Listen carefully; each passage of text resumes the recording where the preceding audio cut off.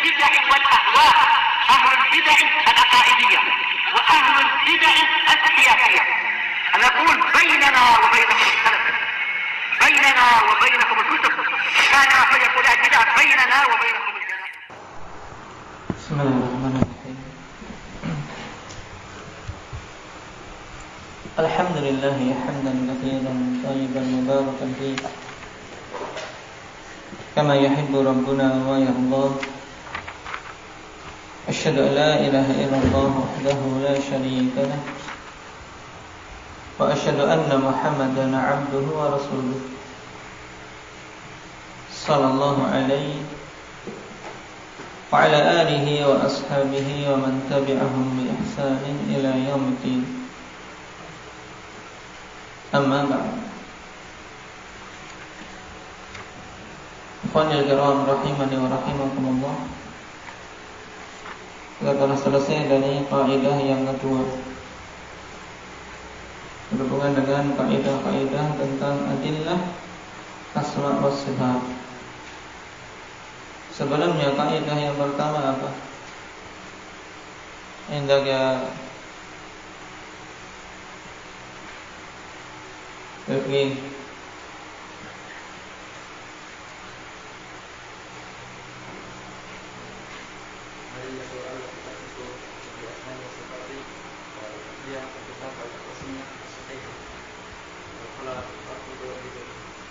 Baik, maknanya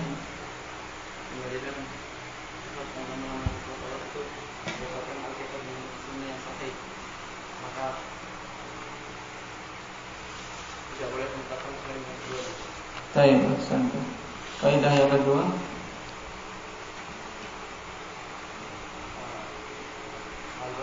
al-wajib fi nusus sifati fi nusus Quran wa sunnah fi nusus al-Quran wa sunnah ijaruha ala dhahiriha duna tahrif la siyama nusus sifati haitsu la majala allati nama atau haitsu la majala bi rabbi fiha. Nah, maknanya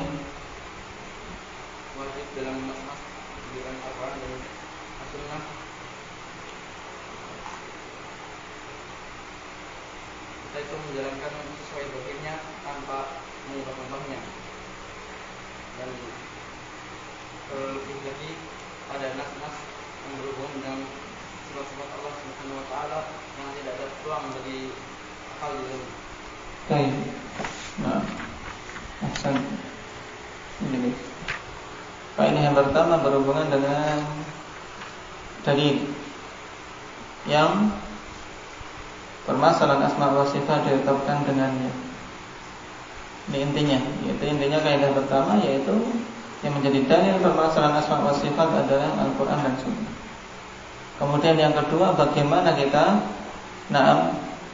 mensikapi Al-Quran dan Sunnah tersebut, teman. Harus kita jalankan sesuai zahirnya, tidak boleh kita ubah-ubah. Nah sekarang penjelasan lebih lanjut tentang zahir suatu nas pada kaidah yang ketiga. Qala al-'allama Ibnu Utsaimin rahimahullah, al-qa'idatu tsalitsah zahiru nususis sifati ma'lumatun lana bi'tibarin wa majhulatun lana bi'tibarin akhar. Fa bi'tibaril ma'na hiya ma'lumah wa bi'tibaril kayfiyyati allati hiya 'alayha majhulah. Zahir-zahir dari nas-nas tentang sifat-sifat Allah Subhanahu wa taala itu kita ketahui dari satu sisi dan kita tidak mengetahuinya di sisi yang lain. Adapun dari sisi makna maka itu diketahui jelas. Dan dari sisi kaifiyah, dari sisi bagaimananya, maka hal tersebut tidaklah diketahui. Maksudnya bagaimana akhwani fillah? Bahwasanya ketika telah kita lewati pada kaidah kedua bahwasanya kita harus menjalankan nas-nas tentang sifat-sifat Allah sesuai dengan zahirnya. Tidak boleh kita berpaling dari zahir nas tersebut menuju kepada makna yang lain yang lemah. Ini dinamakan apa? Yaitu berpalingnya seseorang dari makna zahir ke makna yang lain yang lemah. Namanya apa? Indak ya Ridwan. Namanya tahrif. Baik, tidak boleh kita melakukan tahrif. Nah, sekarang zahir-zahir dari nas-nas sifat itu apa? Ada sisi yang kita bisa mengetahuinya dan ada sisi yang kita tidak tahu. Paham? Nah, sisi yang kita ketahui adalah dari sisi makna. Maknanya tahu kita. Ketika Allah Subhanahu wa taala mengatakan Tayyib Innallaha yuhibbut tawwabin wa yuhibbul mutatahhirin. Allah mencintai orang-orang yang suka bertobat. Kita tahu makna mencintai, makna mahabbah, tahu. Ketika Allah Subhanahu wa taala mengatakan Ar-Rahmanu 'alal 'arsy istawa, kita pun tahu makna istiwa. Ketika Allah Subhanahu wa taala berfirman membantah orang-orang dari kalangan ahlul kitab, wa qalatil yahudu yadullahi maghlulah ghullat aydihim wa lu'inu bima qalu bal yadahu mabsuutatan yunfiqu kaifa yasha. Kita tahu makna yad, makna tangan. Jadi dari sisi makna tahu. Kenapa? Karena Al-Quran turun dengan bahasa Arab yang apa? Yang jelas. Paham? Nah, sisi yang kita tidak mengetahuinya adalah dari sisi kaifiyah. Sisi bagaimananya ini sesuatu yang majhulah. Kita tidak bisa mengetahuinya. Nah, paham makna kaidah secara global terlebih dahulu? Paham? Endang ya Hudzaifah. Paham? Baik. Wahyu? Tanya sama Hudzaifah. Hudzaifah sudah paham. Baik.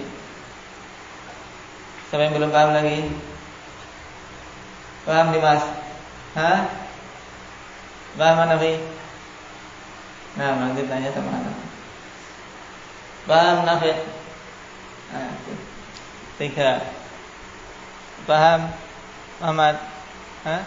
Gimana? Jelaskan Kum.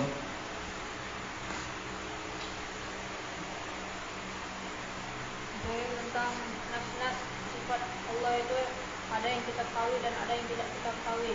Yang kita ketahui yaitu dari sisi maknanya, dan ada pun yang tidak kita ketahui dari sisi kaifiyahnya. Nah, ahsan barakallahu. Paham? Paham Nafi? Nas-nas itu memiliki makna tidak? Memiliki makna ya tidak? Nah, zahir dari suatu nas itu yang nampak pertama kali, yang muncul dalam pemahaman kita pertama kali, itulah yang zahir. Nah, baik. Nah, makna yang zahir dari suatu nas itu kita akan mengetahuinya. Tapi kaifiyah dari suatu nas, yang dimaksud dengan nas itu dalil-dalil Alkitab maupun sunnah yang sahihah. Kaifiyahnya kita tahu tak? Tidak tahu. Ini maksud kaidah yang kedua, bahwasanya zahir nas tentang sifat-sifat itu ada yang kita ketahui, ada yang tidak kita ketahui. Yang kita ketahui adalah dari sisi maknanya, yang tidak kita ketahui dari sisi kaifiyahnya. Mudah sekali. Nah, sudah paham Dimas?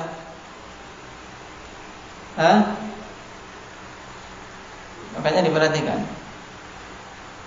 Qala wa qad dalla 'ala dzalika as-sam'u wal 'aqlu. Telah menunjukkan tentang hal tersebut dalil sam'i dan dalil aqli. Tayyib. Yang dimaksud dengan dalil sam'i apa? Irfan. Al-Quran dan As-Sunnah. Tayyib. Dalil aqli berdasarkan akal. Kenapa sering dalam kitab ini Alhamdulillah Syekh Ibnu Utsaimin rahimahullah taala menyebutkan ada dalil sam'i dan dalil aqli? Karena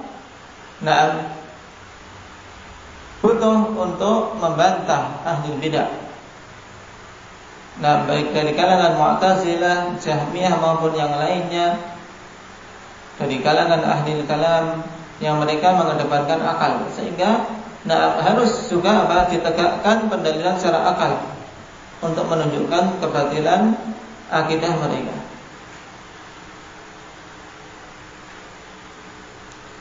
Qala amma sam'u faminhu qawluhu ta'ala kitabun anzalnahu ilaika mubarak liyadabbaru ayatihi wa liyatadzakkara ulul albab.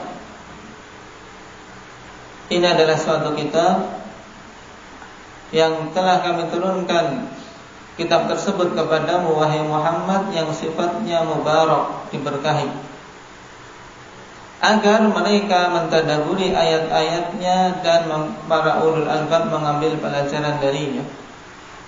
Kira-kira suatu kitab yang kita diperintahkan untuk mentadabburinya bisa kita ketahui maknanya tidak, Syafiq?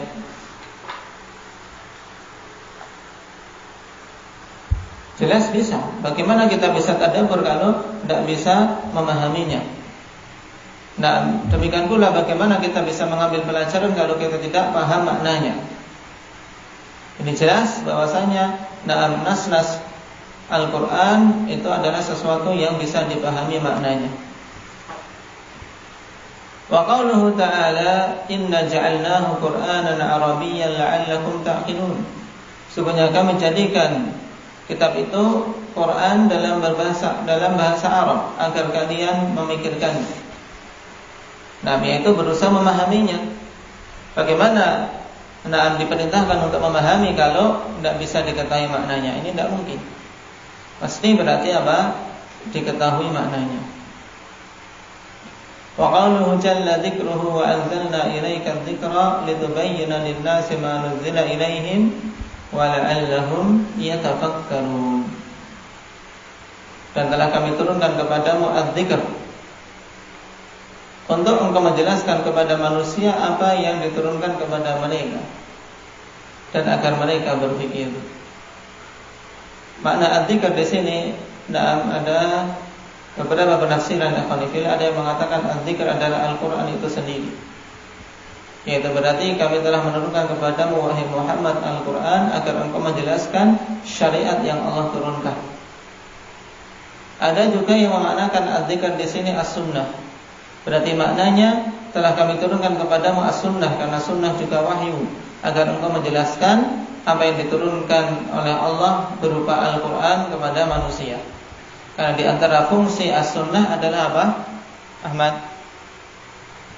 Menafsirkan Al-Quran. Paham? Ini dua pemaknaan ayat tersebut. Qala wa tadabburu la yakunu illa fima yumkinu al-wusulu ila fahmi.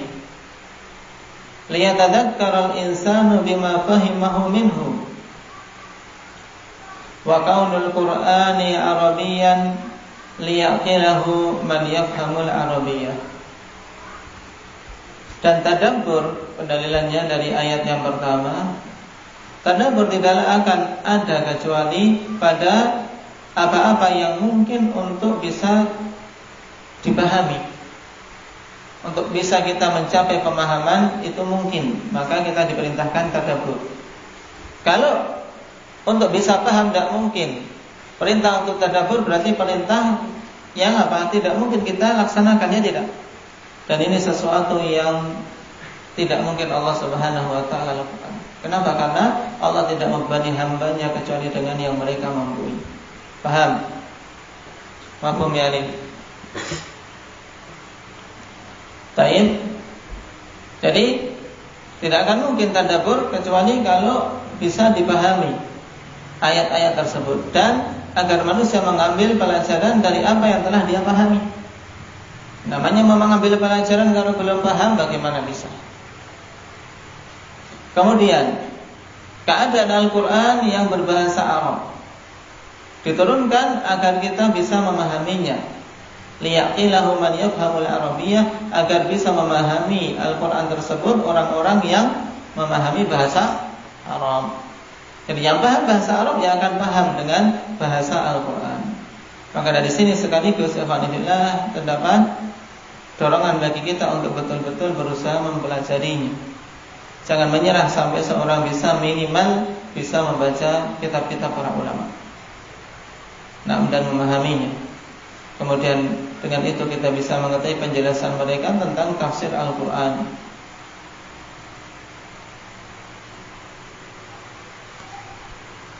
Qala wa yadullu ala anna ma'nahu ma'lumun.